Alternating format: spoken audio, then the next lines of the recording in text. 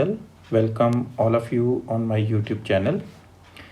तो आज हम करने जा रहे हैं फंक्शंस। तो ये फंक्शन पे मेरा तीसरा लेक्चर है। अगर आपने पहले दो लेक्चर्स जिसमें हमने फंक्शन की डेफिनेशन, बेसिक रिलेशन और फंक्शन में क्या डिफरेंस है वो सब डिस्कस किया था। अगर आपने नहीं देखा तो आप मेरे चैनल पे जाके पहले दो वीडियोस देख सकते हैं। तो इस वीडियो में हम डिस्कस करेंगे डोमेन एंड रेंज, कि डोमेन और रेंज क्या होती है फंक्शन की। तो अगर आपको अच्छा लगे तो आप लाइक और शेयर कर सकते हैं, और ऐसे और वीडियो देखने के लिए चैनल को सब्सक्राइब कर सकते हैं। तो let's start function. First of all हमारे पास डेफिनेशन है फंक्शन की कि let x and y be two non empty sets. A function f defined from the set x to y is a rule which associates means links, कि ये link करता है x और y के elements को आपस में, ठीक है। which associates every element of set x to one and only one means unique element of y। तो हमने पहले भी डिस्कस किया है, ये एवरी और यूनिक वर्ड बहुत इंपॉर्टेंट हैं फंक्शन के डेफिनेशन में, कि जो हमारे जो सेट्स हैं x और y, तो पहले सेट का मींस x का हर एक एलिमेंट लिंक होना चाहिए y के किसी ना किसी एलिमेंट के साथ, और जो x का एलिमेंट है वो one and only one means एक एलिमेंट y के सिर्फ और सिर्फ एक एलिमेंट के साथ ही रिलेशन में हो सकता है। तो उसको हम बोलते हैं फंक्शन, और इसको लिखते कहते हैं कैसे हैं, it is written as function small f from x to y। ठीक है, हमने इसको एज एरो डायग्राम में रिप्रेजेंट किया है कि मान लो ये फर्स्ट सेट है जो x है और ये y है, और f क्या है, x से लेके y के बीच में एक फंक्शन है। तो x के जो एलिमेंट्स हैं उसको हमने स्मॉल x1, x2, x3 से डिनोट किया है। y के एलिमेंट्स हैं जो उनको नॉर्मली y1, y2, y3 से डिनोट करते हैं, या फिर हम उनको, क्योंकि ये x के आंसर्स आते हैं तो इनको हम f of x, f of x1, f of x2 ऐसे भी लिख सकते हैं। तो मैंने एक सिंगल एलिमेंट x को दोनों तरीके से लिखा है, fx और इक्वल टू y, ठीक है। तो यूनिक एलिमेंट y, ठीक है, कौन सा एलिमेंट, ये वाला y किसके इक्वल है, fx के, और किसको बिलोंग करता है, कैपिटल Y को, is called the image of x।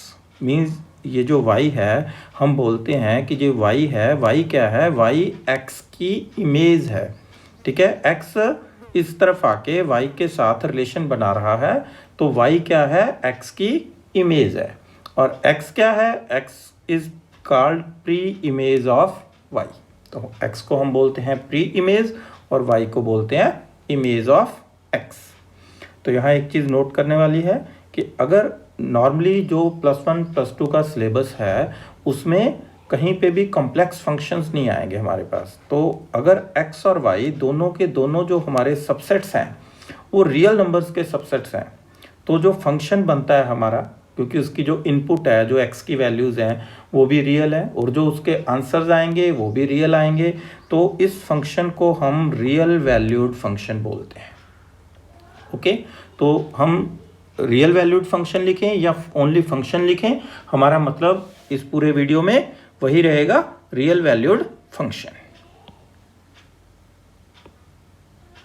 तो अब हम डिस्कस करते हैं domain and range of a real valued function, ठीक है।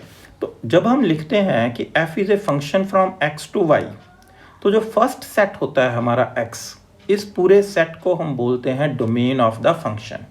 The set x is called the domain of f and is denoted by df, ठीक है। तो हमेशा जब हमें फंक्शन दिया होता है कि function is from x to y, तो जो फर्स्ट सेट है x वो हमारा डोमेन होता है, और जो सेकंड सेट है y वो हमारा को डोमेन होता है। तो इसमें कोई डाउट नहीं है, कोई मर्जी हमारे पास क्वेश्चन आएगा, अगर फंक्शन मेंशन किया हुआ है कि x टू y है तो उस फंक्शन की डोमेन ऑलवेज x आएगी और को डोमेन y आएगी। बट जो रेंज है, रेंज हमें हमेशा कैलकुलेट करनी पड़ती है। तो क्योंकि रेंज क्या है, the set consisting of all the images, तो वो फंक्शन पे ही डिपेंड करेंगी कि इमेजेस क्या आएंगी। तो सारे की सारी जो हमारे पास इमेजेस आती हैं अंडर एफ, उसको सेट को हम बोलते हैं रेंज, और इसको डिनोट करते हैं आर एफ से। ठीक है, तो रेंज फिक्स नहीं होती, डोमेन फिक्स है फर्स्ट सेट, कोडोमेन फिक्स है सेकंड सेट, और जो रेंज है वो कोडोमेन का पार्ट आएगा हमारे पास, लेकिन उसमें कौन कौन से एलिमेंट्स आएंगे वो फंक्शन पे डिपेंड करेंगे। तो हम एक एग्जांपल करते हैं। तो मैंने एक डायग्राम लिया है, कैपिटल x टू y एक फंक्शन डिफाइन किया है। x में हमने 4 एलिमेंट्स लिए हैं, 1 2 3 4, और y में हमने 8 एलिमेंट्स लिए हैं। और फंक्शन हमने अपनी मर्जी से बनाया हुआ है कि 1 का रिलेशन है 2 के साथ, 2 का 4, 3 का 6 और 4 का 8 के साथ। तो डोमेन ऑफ f क्या आएगा? डोमेन ऑफ f अंडरस्टूड है, फर्स्ट सेट आएगा, कोडोमेन सेकंड सेट आएगा, और रेंज क्या आएगा? तो रेंज में सिर्फ वो एलिमेंट्स आएंगे कोडोमेन के जिन एलिमेंट्स का फर्स्ट सेट के एलिमेंट्स के साथ रिलेशन होता है। तो कौन कौन से एलिमेंट्स हैं? 2 4 6 और 8। तो जो रेंज आती है हमारे पास, तो हमने एक नोट लिया है कि जो रेंज आएगी, range is always a subset of codomain. ठीक है, तो इसमें आगे हम पढ़ेंगे कि 2 ऑप्शंस आएंगी, या तो रेंज कोडोमेन के इक्वल आएगी या प्रॉपर सबसेट आएगी। रेंज कभी भी कोडोमेन से बड़ी नहीं होगी। ठीक है, और सेकंड नोट है हमारे पास कि जो कोडोमेन ऑफ फंक्शन है, तो codomain of function can never be found. तो हम कभी भी किसी भी फंक्शन की कोडोमेन नहीं फाइंड कर सकते। ये हमें सिर्फ गिवन हो सकती है, इसको फाइंड नहीं किया जा सकता। हम सिर्फ क्या फाइंड कर सकते हैं? डोमेन फाइंड कर सकते हैं फंक्शन की, और रेंज फाइंड कर सकते हैं। कोडोमेन हम कभी भी फाइंड नहीं कर सकते। तो डोमेन और रेंज फाइंड कर सकते हैं। कैसे फाइंड कर सकते हैं? तो उसको हम देखते हैं नेक्स्ट पेज पे जाके। तो हम दोबारा से देखते हैं कि डोमेन एक्चुअल में होता क्या है। ठीक है, किसका? रियल वैल्यूड फंक्शन का। चाहे हमें सिंपल लिख दिया डोमेन ऑफ फंक्शन, चाहे हमें लिख दिया domain of real valued function, understood है। अनलेस अदरवाइज स्टेटेड, जब तक हमें कुछ और मेंशन नहीं किया तो हम ये मान के चलते हैं कि जो फंक्शन है वो रियल वैल्यूड फंक्शन ही है। तो DF means domain of the function क्या होता है? ये एक्स आता है, इसमें कौन सा एक्स? जो कि रियल नंबर होना चाहिए। एक तो जो एक्स है वो खुद रियल नंबर होना चाहिए, और दूसरा उसका एक्स पुट करने पे जो उसका आंसर आता है एफ एक्स, वो भी हमारे पास रियल होना चाहिए। तो आर से हम क्या समझते हैं? आर का मतलब है open interval, open interval -∞ to infinity. मतलब जो हमारा x है, ना तो x इमेजिनरी होना चाहिए, ना ही x इन्फिनिटी होना चाहिए। तो x क्या है? फाइनाइट होना चाहिए, और fx भी फाइनाइट होना चाहिए। तो हमने नीचे लिखा भी है, the set of all possible real numbers x for which fx is real and finite. ये हमारे लिए बहुत इंपॉर्टेंट है कि रियल एंड फाइनाइट। तो कुछ एग्जांपल्स हम चेक करते हैं कि डोमेन फाइंड कैसे की जाती है। तो फर्स्ट ऑफ ऑल हमारे पास एग्जांपल है कि let a function is defined by F X is equal to X square. ये फंक्शन है हमारे पास। तो हमने ये सोचना है कि x की कौन कौन सी वैल्यूज़ हैं हमारे पास, जो हम यहाँ पर पुट करें एक्स स्क्वायर में तो हमें कोई प्रॉब्लम ना आए। प्रॉब्लम मीन्स कि जो हमारा आंसर आएगा वो आंसर इन्फिनिटी नहीं आना चाहिए और इमेजिनरी नहीं आना चाहिए। तो हम देखते हैं कि अगर हम x रियल नंबर लेते हैं, मतलब x कोई भी फाइनाइट नंबर लेते हैं, तो उसका स्क्वायर भी क्या आएगा? फाइनाइट ही आएगा। तो means for all x belongs to r, उसका स्क्वायर करेंगे तो वो भी क्या आएगा? रियल नंबर ही आएगा। इसका मतलब इस फंक्शन की जो डोमेन है हमारे पास वो क्या आ गई? डोमेन आ गई रियल नंबर्स, मतलब -∞ टू इन्फिनिटी। ओके, तो नेक्स्ट एग्जांपल हमारे पास फंक्शन है square root of x - 4। Okay, तो अब हमें पता है कि जो फंक्शन अगर स्क्वायर रूट में है तो स्क्वायर रूट में, अंडर रूट में अगर कोई वैल्यू नेगेटिव आएगी तो उसका अंडर रूट क्या आएगा? उसका अंडर रूट इमेजिनरी चला जाएगा।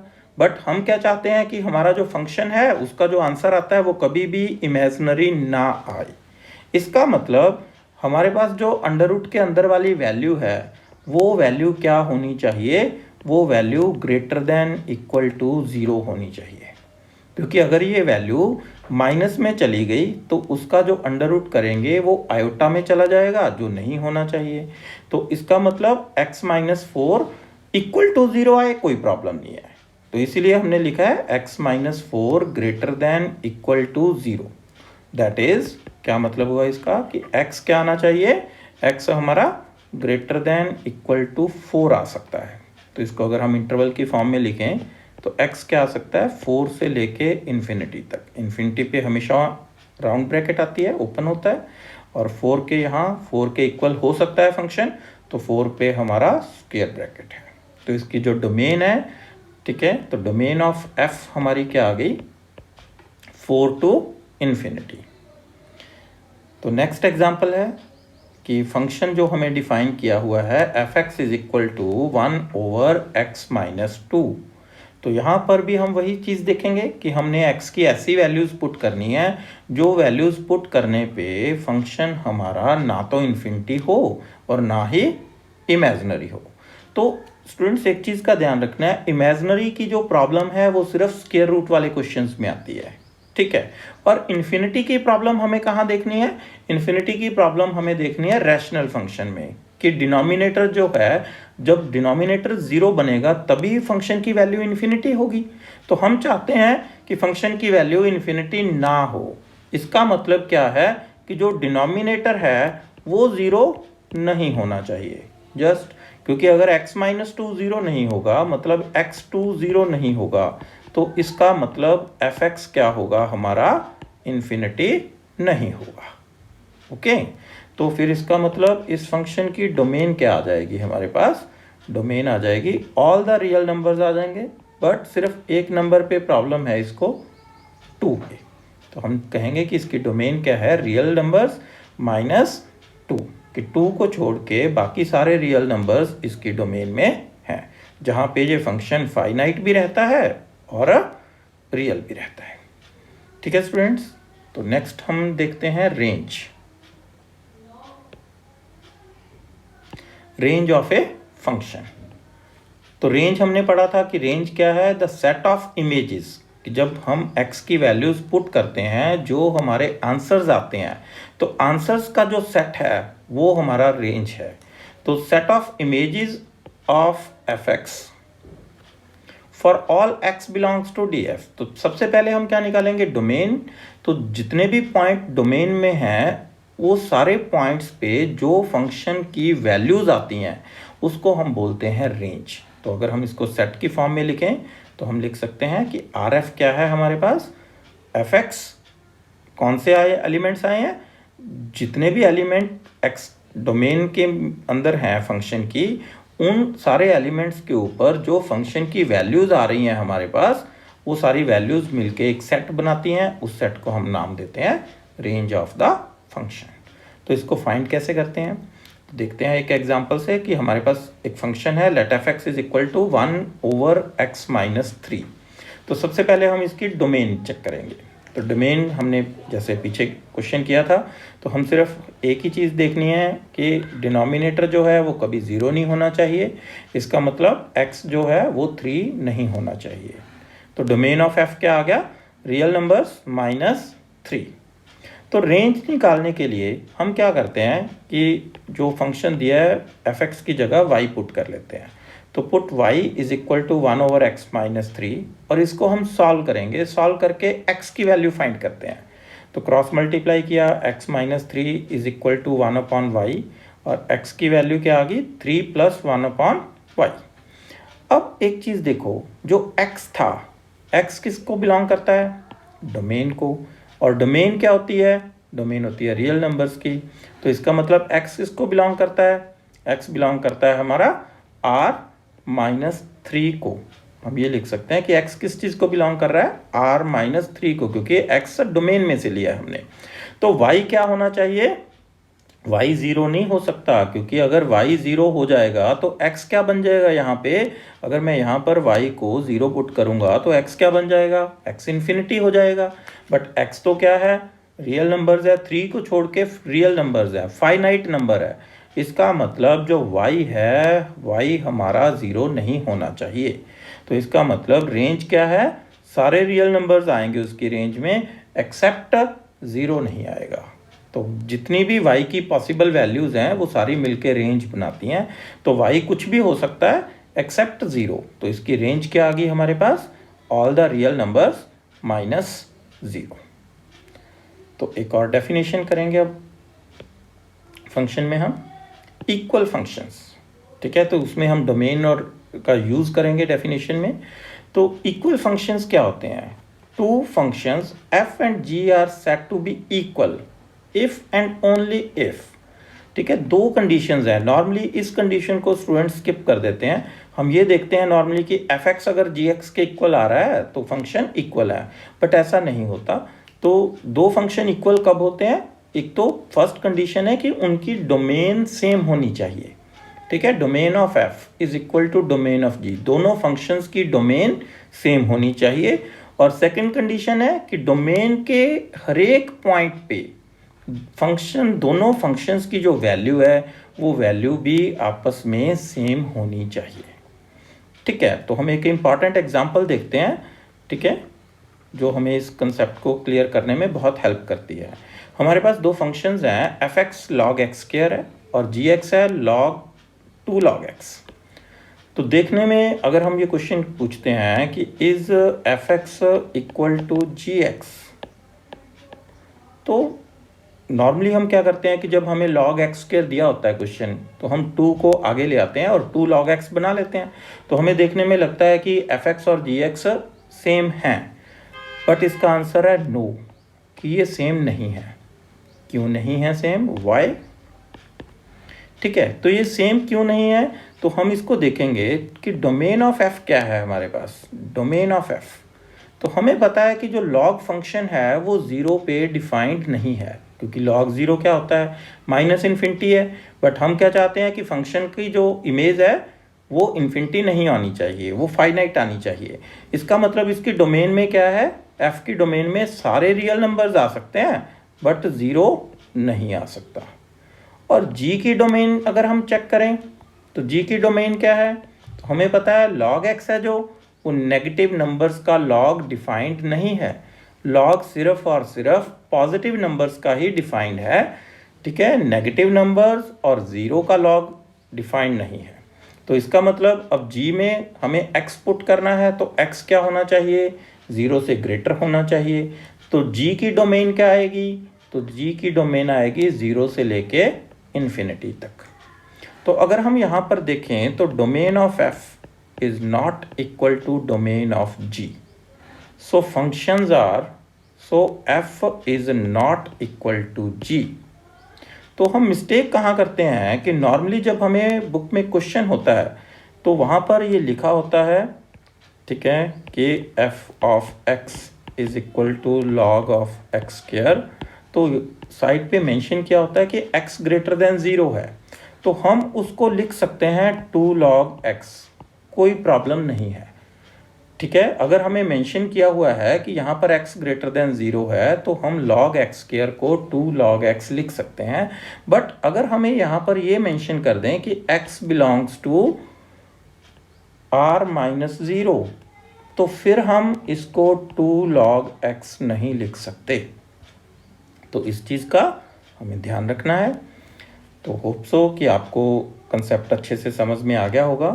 तो अगर आपको कंसेप्ट अच्छा लगा, वीडियो अच्छा लगा, तो आप इसको अपने फ्रेंड्स के साथ शेयर कर सकते हैं। और ऐसे ही और वीडियो अगर आप देखना चाहते हैं तो मेरे चैनल को सब्सक्राइब कर सकते हैं और बेल आइकन को प्रेस कर दीजिए। Thanks all.